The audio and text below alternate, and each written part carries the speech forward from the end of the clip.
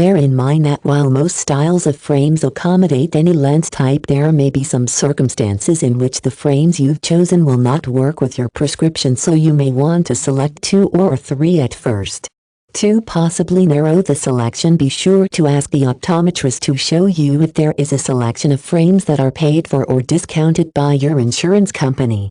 When choosing glasses frames, pay attention to both the shape of the frame and the color.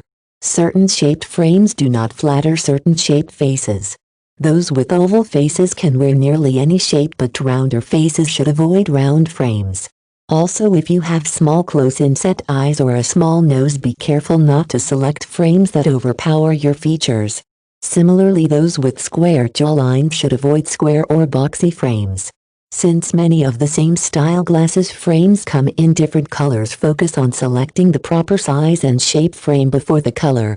If you wear your glasses continuously, you might consider neutral or muted colors rather than bold primary colors.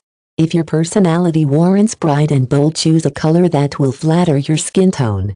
An olive complexion might be striking with rich burgundy-colored frames, while pale complexions can be accentuated with a cool deep green color. You should also take notice of the particular features of the frames. Some frames are rimless, leaving only the arms to have substance and color. Some glasses frames have preformed bridges that eliminate the nose pads, which bother some people. If you are constantly removing and replacing your glasses throughout the day, you might want a pair of glasses frames with spring-hinged arms. Whichever type of frame you choose, be sure your glasses are both comfortable and attractive. That might mean trying on several pairs.